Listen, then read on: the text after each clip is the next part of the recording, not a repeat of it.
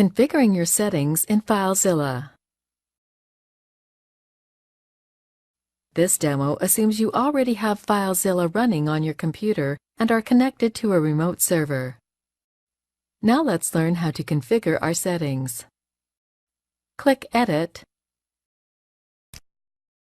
then click Settings. This is the Settings window, where you can configure many things that will help you customize FileZilla for your own use. In the Connection section, you can adjust the maximum number of retries if a connection fails and the time between them. In the FTP section, you can select active or passive transfer modes or set the FTP proxy details. In the Transfer section, you can set the maximum number of simultaneous transfers and limits for concurrent downloads and uploads. You can also enable speed limits.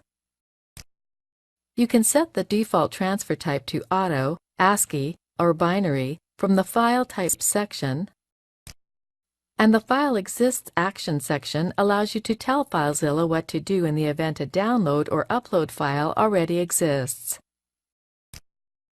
The Interface section is where you can set your preferred theme and layout, define the visual position of the logs, and modify the date and time format. You can set your default language, set your default file editor, and set how often FileZilla checks for updates.